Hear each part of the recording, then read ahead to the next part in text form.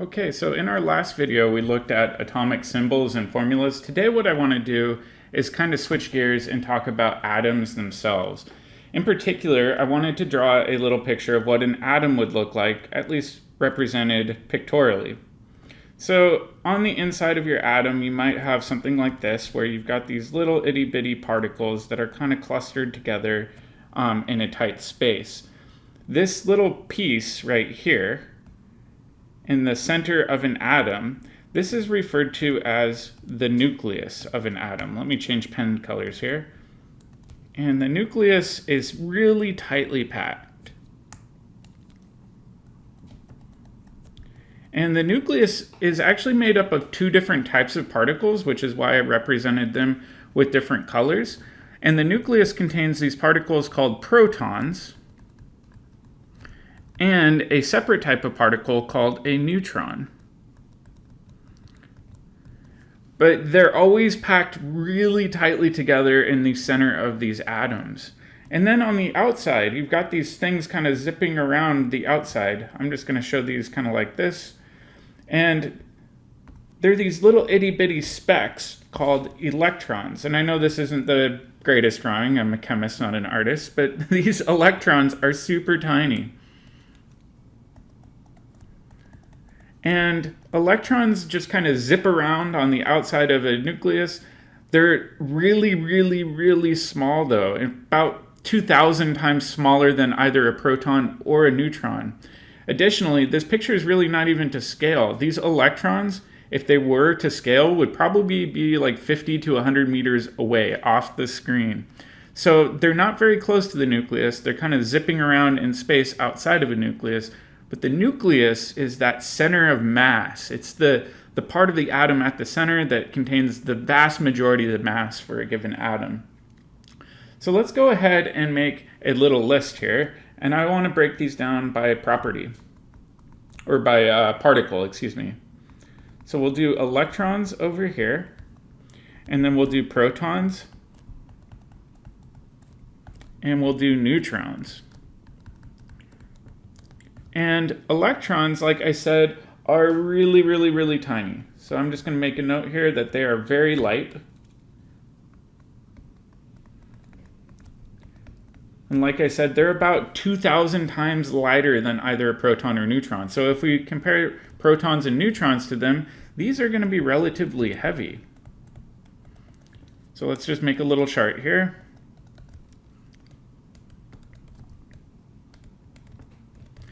All right, the next thing is electrons have a charge, meaning they have some sort of electronic property to them. In this case, the charge for an electron is always going to be negative. So negatively charged. So it's this little itty bitty tiny particle that's negatively charged, zipping around the nucleus of an atom. Protons, on the other hand, are positively charged.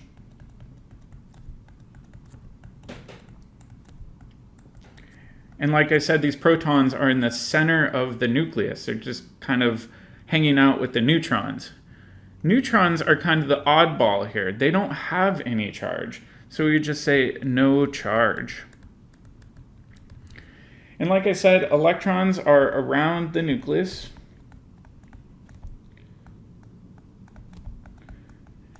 Actually pretty far away from the nucleus if we're keeping track of things. And then protons and neutrons are in the nucleus.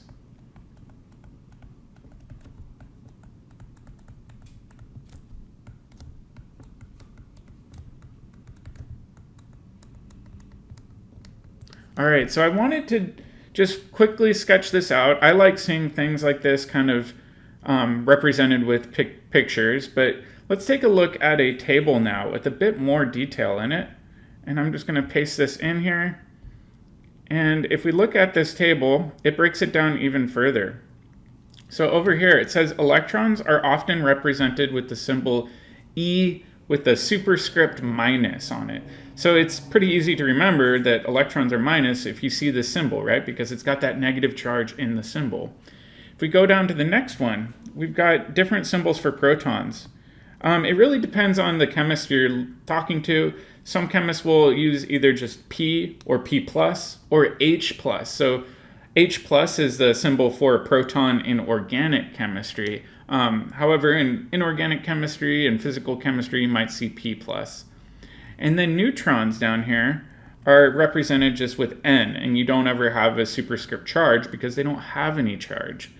And then, like I said here, the charge varies depending on the particle.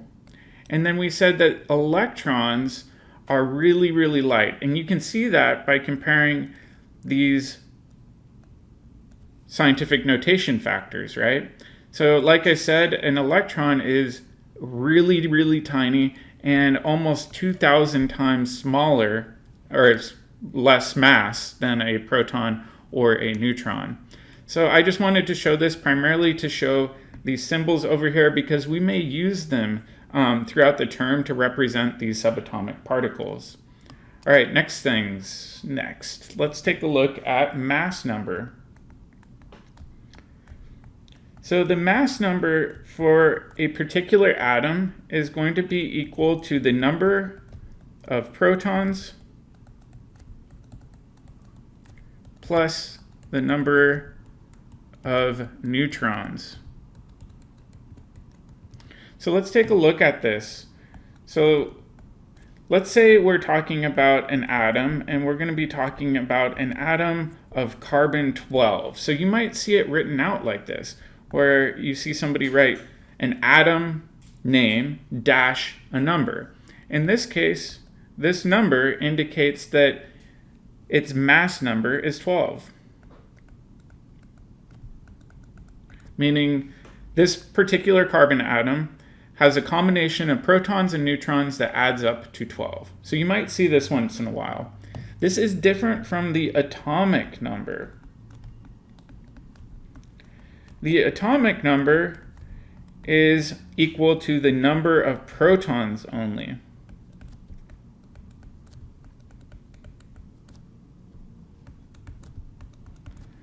And the other thing to pay attention to is the atomic number is also indicative of the identity of the atom. So let's make a note here that it tells you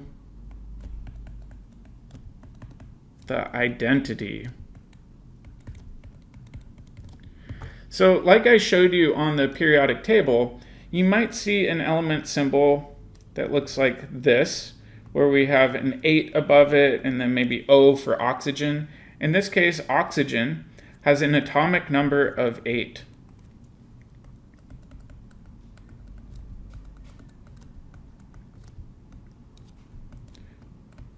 Meaning it has 8 protons. All oxygen atoms, by definition, must have 8 protons. That's how we know that they're oxygen atoms. So it is important that we don't mix up mass number and atomic number. The mass number tells you a bit more detail. It tells you the number of protons plus the number of neutrons. So we need to keep those different. All right, I did want to make an additional note that if your number of protons equals your number of electrons, then we're looking at a system where our charges are balanced, right? Because protons have a positive charge and electrons have a negative charge. So if this is the case, then what we're really looking at is a neutral atom, meaning it doesn't have any overall net charge because the individual charges in this case are canceling out. If you have a number of protons that's different, and I'm just going to use this, meaning not equal to the number of electrons, then you're dealing with something that has a net charge. So if we have more electrons than we do protons, that means we have an abundance of negative charges and therefore an overall negative charge. Anytime you have a net charge where these don't cancel out, these are called ions. And we're going to talk more about ions later, but I did want to represent this because it is shown in the book And for the most part, for the rest of this chapter, we're going to be talking about neutral atoms, but later on in the term, we'll start talking about ions in more detail. All right, last but not least is this interesting concept called an isotope. So an isotope is an atom of a specific type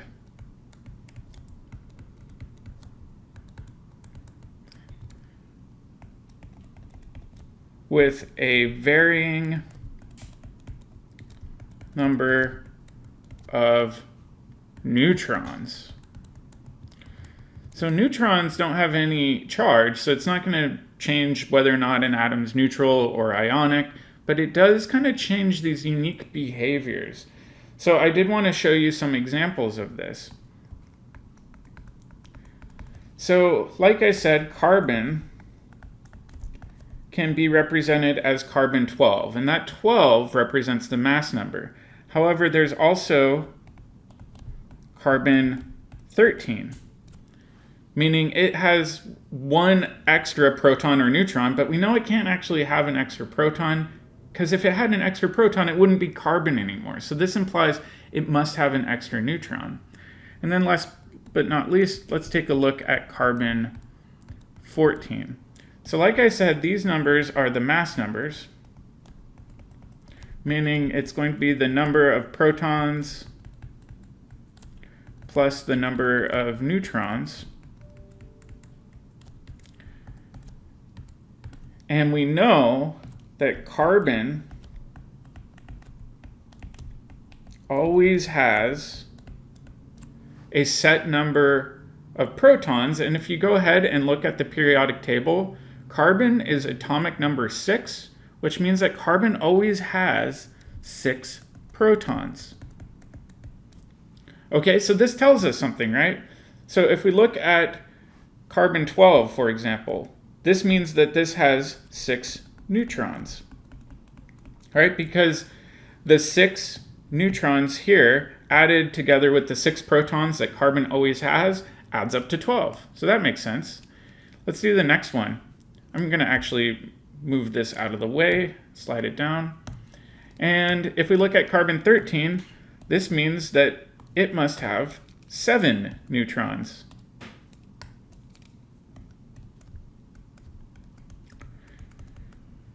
Because we can infer that if the mass number is 13 and carbon always has 6 protons, then the leftover amount is 7, and that must be the neutrons.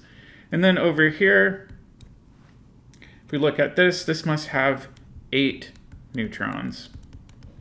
It's kind of interesting. I'm sure some of you have heard about carbon dating for plants and animals and maybe artifacts. Carbon-14 over here is a radioactive isotope. It's present in, I think, a part per trillion quantity in our atmosphere. It's not really abundant. But what happens is plants will actually do photosynthesis with CO2 that contains maybe a little bit of carbon-14. And when that happens, this slow process of radioactive decay can let us know how old that plant was or how old that animal was when it died. And that's all due to having these extra neutrons. So even though these are all technically carbon, they're not all exactly the same. Carbon-14 is radioactive where carbon-12 is not. All right, I did want to show you something else too. You may see carbon-12 written a little bit differently. So you may see carbon-12 written symbolically rather than with words, and carbon-12, to show that it's carbon-12, could be shown with a superscript 12 in that top left-hand corner. In addition, sometimes you see 6 down here. But this is another way of writing carbon-12. So like I said, this right here is going to be your mass number. This is going to be your atomic number. And it's important to remember that your atomic number is also going to be equal to the number of protons. So if you have these two values, you can essentially infer how many neutrons you have. We could do the same thing with carbon-13 really quick. We'll just put 13 in the corner. still has atomic number 6 because that's what makes it carbon. And then over here, we could do carbon 14, and it would look like that. All right, so like I said, you can represent this using words, kind of like this, or using the symbolic notation, and we may use both interchangeably throughout this course. All right, I hope that makes sense, but let me know if you have any questions.